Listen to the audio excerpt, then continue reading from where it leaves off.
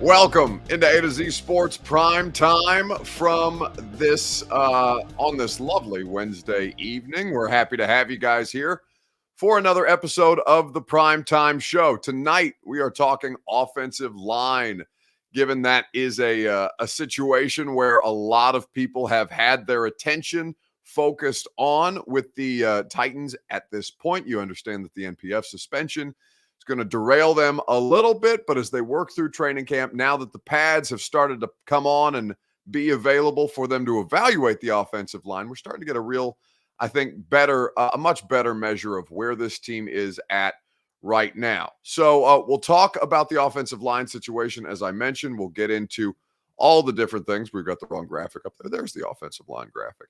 We'll get into all the different things that we've seen at practice, and you'll hear from Mike Vrabel as well as a couple other people involved.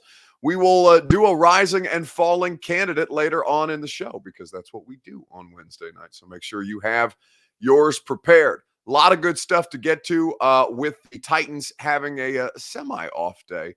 An off day in the sense that the Titans had a walkthrough practice, and we did not have to go to practice today.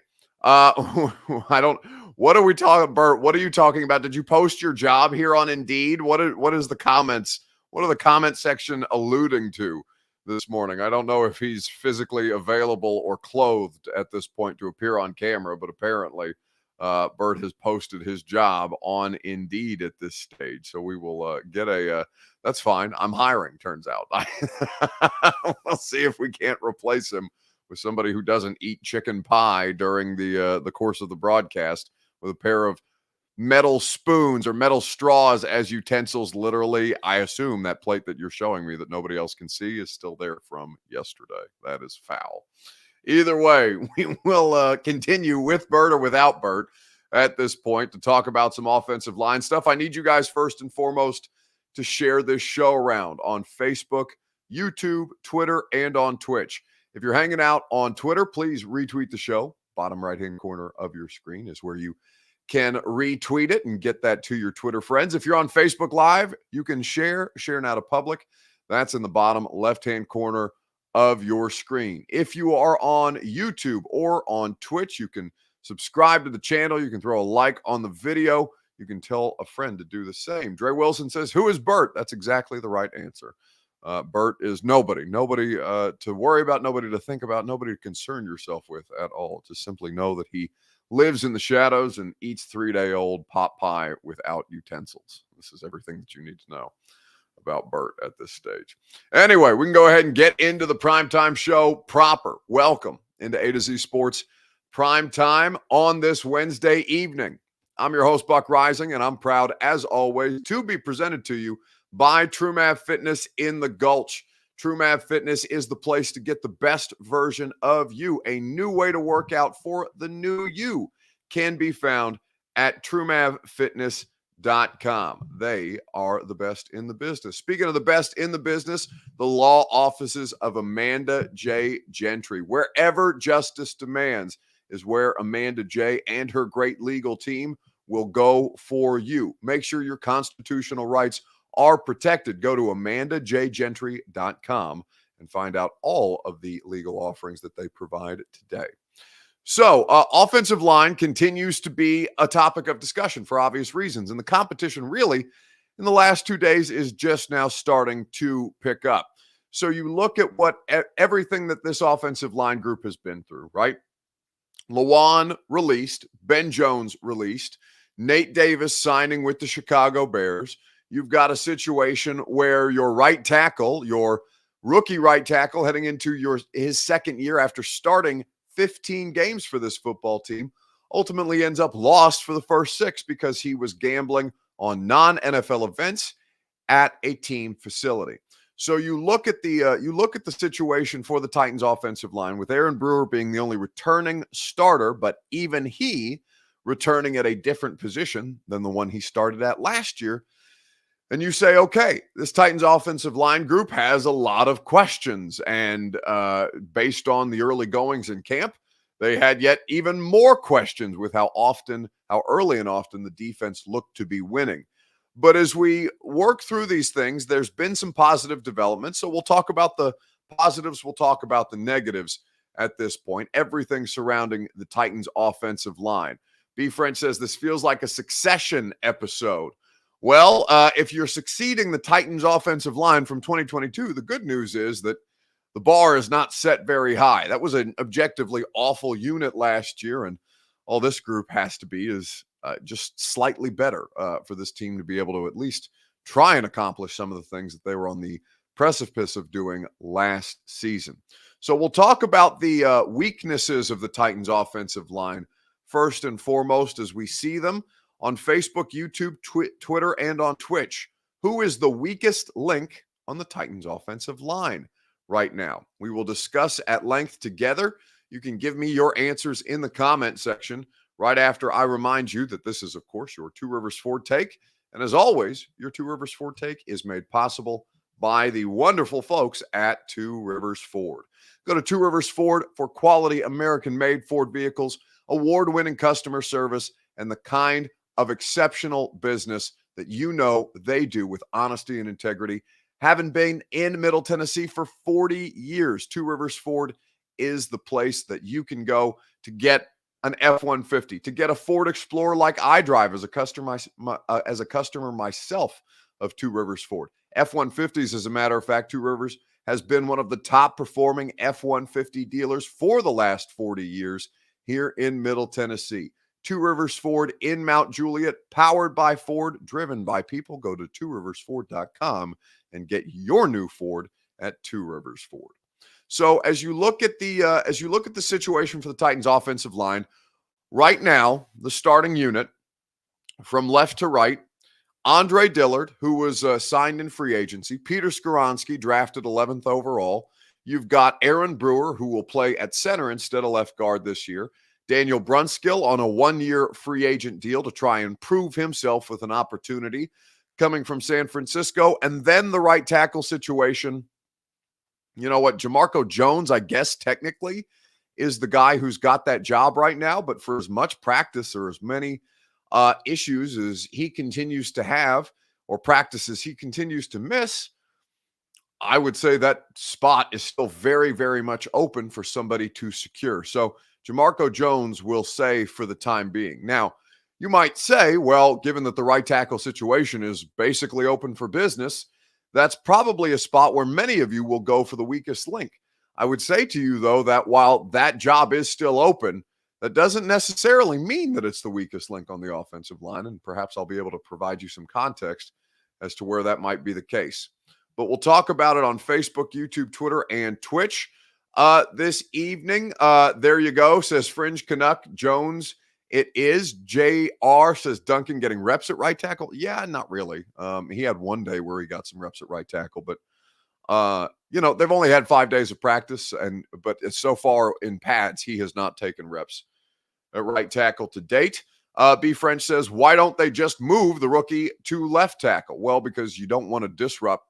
One, Andre Dillard isn't anything but a left tackle. If the left tackle situation is so bad that you need to kick Skoronski out there, then Andre Dillard is basically a wash.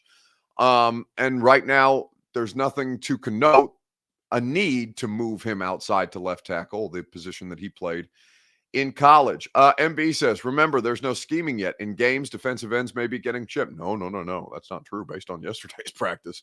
They're throwing all kinds of shit at him. There was absolutely defensive scheming. The defense was blitzing. They were sending corners. They were sending safeties. They were running stunts in games. They are absolutely using what the Titans will use come the regular season at this point. Maybe not to the degree of complexity, but they're absolutely throwing shit at them. Now, day one, they didn't do that. Yesterday, that was absolutely the case. So I would say to you that while that might not, it's not going to happen a ton throughout the course of training camp, and they're not going to have a ton of fully padded practices, they are absolutely throwing stuff to test the running backs, their ability to hold up in pass protection, to test the ability of the tight ends, to help with the blocking scheme, to help or to test the ability of the slot receivers or receivers to contribute in the running game or the pass protection situation at this point, the protection plan. They are absolutely doing things for the defense and the offense having to adapt. Now, MB says, I'm talking about the offense. The offense isn't chipping yet. No, the offense, again, as I said, the offense is absolutely chipping yet because they're not just going out there and leaving the offensive line as sacrificial lambs.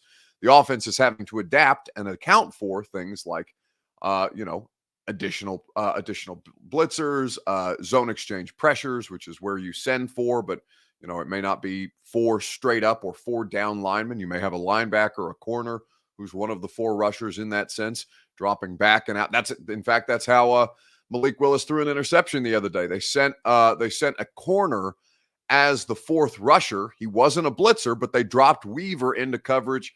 Weaver was ultimately the player who intercepted Malik. So they're running their offense. They're running parts of their offense. They're not running all of it. Like, it's not game plan for the regular season necessarily, but they're out there running their offense right now.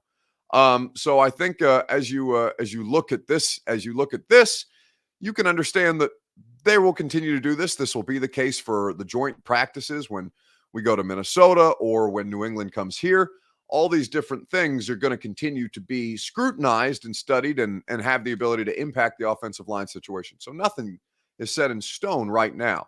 But as far as weakest links are concerned, I would say that your right tackle situation, that's going to be an obvious place that I think a lot of people point to. But the right guard, Brunskill, I don't think that that's a circumstance that should be necessarily set in stone moving forward by any sense of the imagination based on 5 practices and 2 of them fully padded. Mike Vrabel, though, seemed to think that the efforts of the offensive line have been better once the pads came off. Had some better pockets with pads on. Thought that it looked like a, shit through a brass horn the first couple of days, and I think it's been better with pads on. I think that these guys have been able to try to build some depth in the middle. The quarterback can step up and try to get some width to the edge rushers. Not that it was perfect, but I would say that it's improved from my vantage point.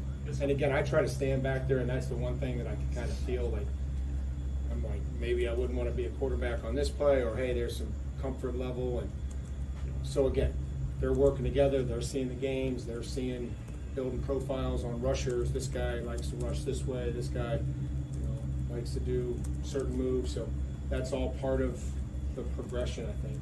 When there's a lot of turnover in that unit, So that is Mike Vrabel talking about the offensive line group. He said, shit through a brass horn the first couple of days. They've seen better pockets once the pads have been on in the last couple.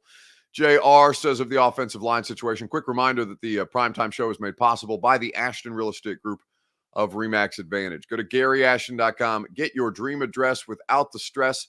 The intel edge you need to succeed can be found at GaryAshton.com. As you look at the offensive line group, JR says that Dillard is the weakest link and adds that Skoronski should move to left tackle, left guard Brewer, Murray at center, Brunskill as right guard, Duncan or Jones at right tackle. Murray is a player who was signed today. Let me find the transaction email. It looks like I might have accidentally deleted it, but that will just take me one moment. Okay, so Jimmy Murray was signed. Jacob Copeland was waived, the wide receiver. So he's 6'5", 305, the offensive lineman. He was on the Titans practice squad 2 years ago in 2021.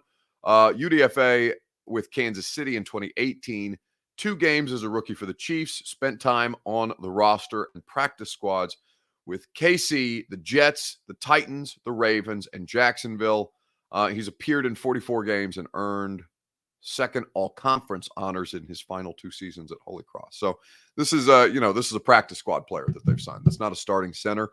Brewer, I think, is honestly Brewer, I'm not overwhelmingly concerned about. There's plenty of undersized centers. It's a much bigger difference to be inside at center versus being inside at guard as an undersized player. He'll have help on both sides.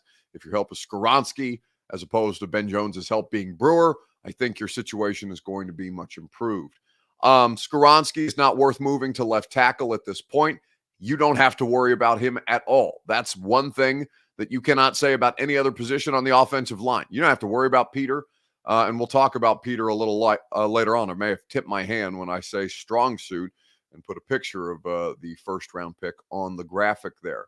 But Dillard is not a problem to date that requires movement at left tackle. Again, you don't have to worry about the left guard situation. Brewer, we'll see what the cost benefit analysis of him is once we get into, maybe he'll play in the preseason. Maybe we'll see some stuff, or it'll be till the regular season when we start to see some stuff. But I think he's okay. Brunskill is a weak link. I think a lot of times I'm sure there will be complaints about the right tackle situation. The right tackle situation is not perfect, but I don't think that Brunskill is any kind of a long-term solution. This is not a starting player for the vast majority of his career. He's a player who is versatile, which is a value, absolutely, should somebody get hurt. But you're asking him to be your starting right guard, and I don't think that he is a starting caliber right guard. Now, they may not have one, and he may be the best of bad options. But I would say that armed with the information that we have, and kind of seeing where things are at this stage, there's no, the right side of the offensive line is going to be the weakest link, I would say, at this stage of the game. And you will see a circumstance where that right side of the offensive line is continuously taken advantage of. Now, they're going to have to help with tight ends and with guys who are chipping and all these other things in certain circumstances, right? It's going to depend on the opponent. It's going to depend on who the pass rushers are and there's going to be times when the left side does get exposed, but the right side is infinitely worse than the left right now. And I would say to you that that is a situation to monitor. Music City Malik says right guard ain't going to kill us. Left tackle or right tackle will definitely destroy us. Well, no, I would say to you that you have an infinitely better chance of the right guard blowing things up than, frankly, either of the tackles, because the pressure is going to come from inside. The pressure is quickest to the quarterback when you go through the gaps on either side of the center, when you go at the guards. It's why you see guys like Clowney or Key or I'm blanking on his name. 96. Oh my God. Danico Autry. Danico Autry, when you move him inside on guards to take advantage of matchups, it's because the pressure gets there faster. So yes, absolutely. Right guard can expose you. Center can expose you. Guard center triangle can expose you because it's the fastest route to the quarterback. It's why the defensive tackles. How many defensive tackles just got paid $90 million plus this year? Teron Davenport and myself were just talking about this today on the 615 sessions. You can go check out that podcast in the A to Z Sports Podcast Network or on this very same YouTube channel. Guard can absolutely expose you. It's why there's guards getting paid twice as much as running backs in football right now. Now, I don't think there's a guard that's, I don't think that Quentin Nelson is worth twice as much as Jonathan Taylor, but their paycheck indicates that they are, because Quentin Nelson is going up against $90+ million Jeff Simmons, $90 million plus interior defensive lineman Chris Jones. Fletcher Cox is at the end of his career, but you've got guys like this all over the place. The Commanders just paid a couple of guys who are going to be interior defensive linemen who are going to get to the quarterbacks. To say that right guard isn't going to kill you completely ignores how much is being invested into interior pressure right now. So I would say to you, pay attention to the trends in football, because the trends in football indicate that your guard center triangle, as Coach Matt calls it, is as important as your tackle situation right now. There's no good places to have bad weak spots on the offensive line. We know this. But to say that right guard can't kill you is ignorant of what's happening in football at this stage. So I would say to you at this point that the right side is going to be the weakest link. We'll see what happens, with Hubbard or with Jamarco Jones, or as 6 games go by and NPF tries to work his way back into the lineup. That's kind of the place that they are at right now. JR says, I still think the Murray signing was a result of camp. Maybe so, but if that's the case, then a practice squad center being added to your camp competition means bad things for your offensive line. Worse things for your offensive line than you might otherwise have indicated. So let's talk about strengths, since we've talked about weaknesses at this point on Facebook, YouTube, Twitter, and Twitch. What is the greatest strength of the Titans offensive line? I may have shown my hand at this stage, but we can talk about that together on Facebook, YouTube, Twitter, and on Twitch. We will get into it right after I remind you that the Primetime Show is presented by TrueMav Fitness in the Gulch. Go to TrueMavFitness.com for your first workout free as a Middle Tennessee resident. They have all kinds of great membership options for you to take advantage of their open gym. The facility is awesome. It's conveniently located in downtown Nashville in the Gulch, as I mentioned. Whether you want to sign up for boot camp style group classes on a regular basis, I love them. I think they're efficient. I think they're effective. I mean, you've seen the results with me physically, myself down 58 pounds, thanks to TrueMavFitness.com. Personal training is something that I've leaned towards in the last couple of months just because it works better with my schedule. They offer all of those things as well as a great coaching staff and an exceptional facility. TrueMavFitness.com is where you go for your first workout free. So as you look at the strengths and weaknesses of the offensive line, B. French says, sounds like Peters is going to be good Peters. Well, I assume you're talking about Peter, not Peters, Peter Skoronski. And yes, I would say that I don't know if it's a good thing or a bad thing that the thing that I trust most about your offensive line is a rookie left guard who's never played left guard before. But that dude is just a shit kicker. I mean, that's the best thing that I can say about an offensive lineman. That dude is solid. He's held up well against Jeff and Danico, Weaver and Key. He's seen all kinds of different pressures, all kinds of different pass rush moves. They are testing him early and testing him often, and he has held up very, very well. Even in reps where it looks like he's gotten beat, I think that the situation for Skoronski is a great one because you can see him taking advantage of the reps. You can see him not making the same mistakes. If he's making mistakes, they're new ones, and you see how he corrects those. He's technically sound. You don't have to worry about him. So for everybody who's wanting to maneuver all the different things around the offensive line with Peter just because he's better or has a higher draft pedigree than a lot of these dudes, don't jack with two things just to fix one. This is not a situation, as I mentioned, interior pressure is something that's at a premium right now. It's why Jeff just got paid. If you can have somebody to counter that, and so far in camp, he's the best counter to the interior pressure that the Titans offensive line is facing, that dude needs to stick and play at the left guard. It's why Mike Vrabel, when asked about it at the start of camp, said, yeah, right now we're not really looking to move him. You know, if our hand, I'm paraphrasing here what Mike said, but basically, yeah, right now we're good with where he's at. He's making great progress. We don't want to derail that. And, you know, if need be, then we'll consider other options. But right now, the best option for their offensive line is to leave Skoronski at left guard. Now, Dillard, I think, is going to be a wait-and-see type of situation. But I do think having Skoronski as his help there is going to help Andre Dillard. And I think Dillard is settling in fine. I don't think he's great. I don't think he's terrible. I think that if he ends up being just a league average left tackle, buddy, you take that and run.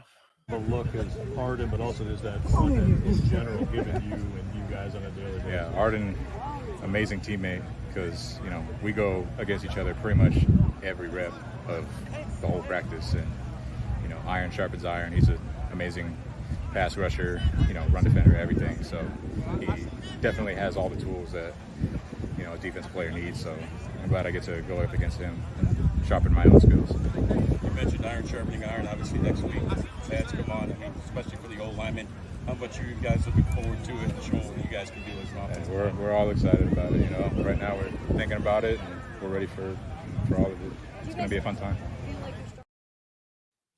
So that is Andre Dillard speaking with the media after practice the other day. Now, that was not after a padded practice. That was earlier in the week.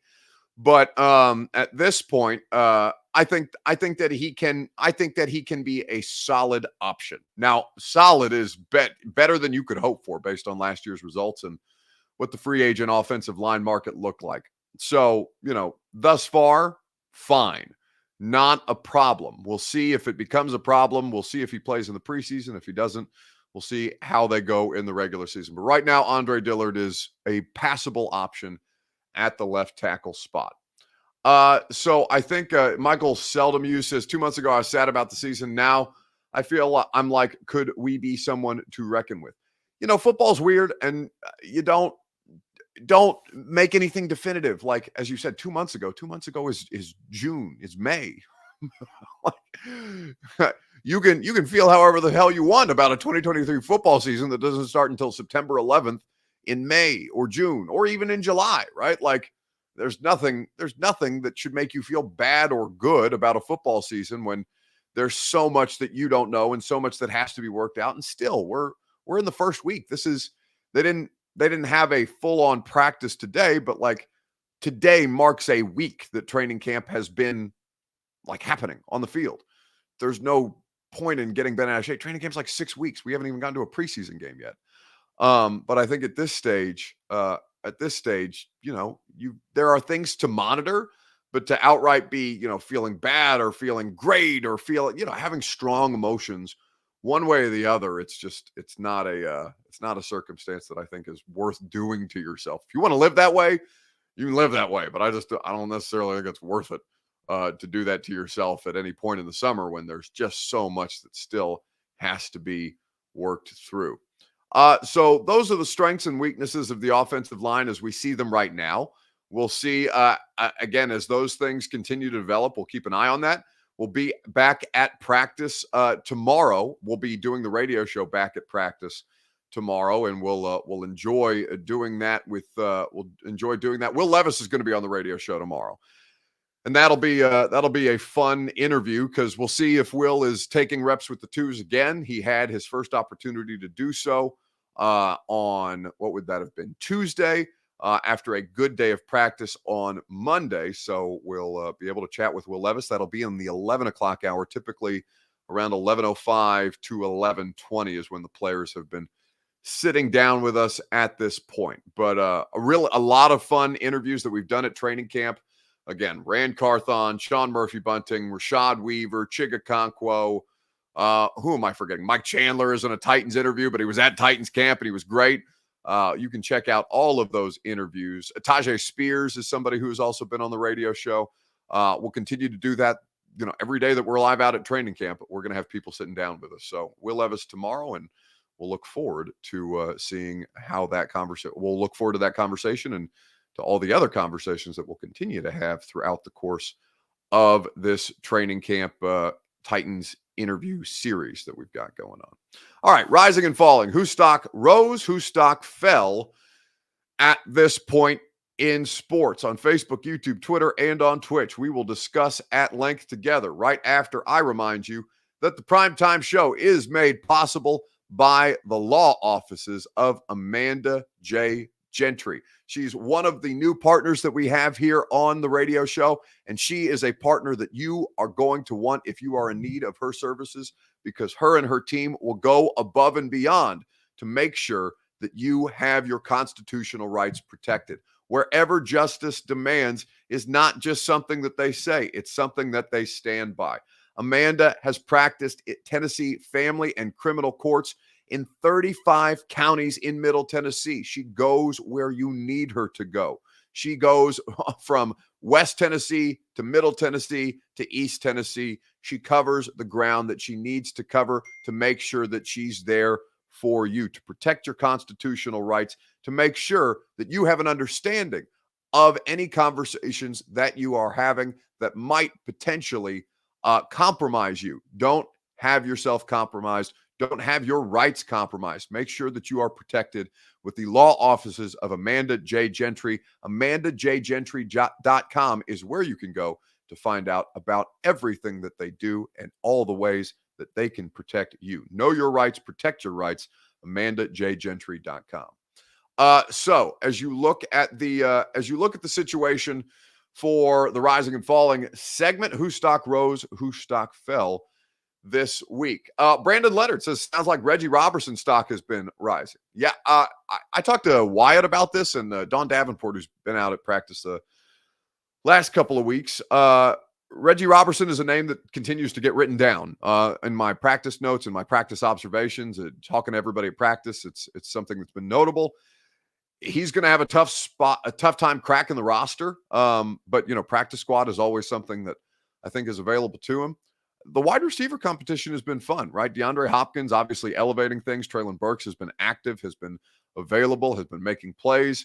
Guys like Kearis Jackson, Robertson have been, it's nice to not have to hear about, respectfully to NWI, that NWI isn't getting a lot of play at training camp right now is a good thing. A good thing that you're seeing your better players making plays on a regular basis. Kyle Phillips out there, Chigakonko in the passing game, even though he's not a wide receiver. The wide receiver competition stock up for obvious reasons. That's been good to see. I think that when you look at the situation, though, stock falling. One on the Titans practice field, and then we'll get to the one that Bert has submitted tonight because he just came from a Ramon, Kayla, and Will event with the Nashville Sounds that he has provided us some material for. But I will say that stock down Colton Dow. Now, it's not necessarily because Colton Dow's had a bad training camp or has had bad reps or all these things, but like Chris Moore is out there playing gunner on special teams. Chris Moore is a veteran ad. He's somebody who figures to, have some kind of a role in the offense. But Chris Moore at 30 years old is out there playing gunner. That's a bad sign if you're Kearis Jackson, if you're NWI, if you're Colton Dow, if you're a wide receiver who's trying to make the roster and needs special teams to carve out a role for yourself. Keep an eye on Colton Dow and NWI and the competition at the bottom of the roster there, because special teams will set them free. But if they can't even get a special teams crack, it's going to whittle those roster spots down even further, where they might have been inclined to keep a sixth wide receiver if teams is the place that they find themselves, finding value for them. But like I said, if Chris Moore can play offense and teams that way as a meaningful contributor, it's a bad sign for the wide receivers at the bottom of the roster. Stock down, apparently, is Will Bowling, who threw out the first pitch at the Nashville Sounds game tonight. Bert and Ramon Foster's son in the background as commentary. Do it!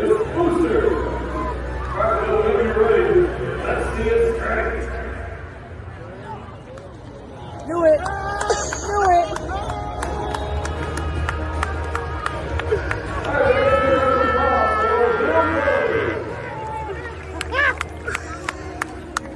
That's my one in the day!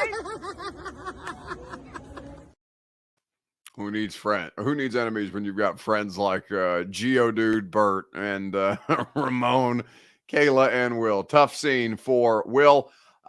Listen, I'm not going to talk shit. That's bad karma, right? Like, they've asked me to do the first pitch at Sounds games before. My schedule it doesn't work out that way because obviously we've got prime time and my evenings are typically occupied. And when I have weekends, it's either training camp or if I have a weekend, I'm just going to chill. So I'm not going to talk shit in the event that I do get the opportunity to actually show up and do a first pitch at First Horizon. But yeah, it seems that to bounce it is typically the way that these things go. But Bert, for all the shit that he talks, can't get out of the line of fire. Bert, aka comic book guy. That is correct.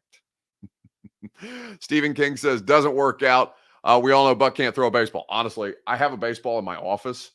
It's a signed baseball by somebody I can't even remember who signed that baseball at this point. But it's been sitting there, I think, for 20 years, and I have not. It has been in my possession for 20 years. It's the only time that it's probably the only time in the last 20 years that I picked up a baseball. So you're right. I probably couldn't throw a baseball, but I know that given the opportunity to embarrass myself for social media clicks, you guys know I'm not above that. So I'm absolutely down to embarrass myself on a regular basis. It's again, I'm here with you guys on a nightly, night in, night out basis. Even as you complain about my timeliness on a regular basis, you know that I'm here. You know where I'm going to be at some point between the hours of 8 and 9 p.m. as we do the primetime show. All right, that's going to do it for us tonight.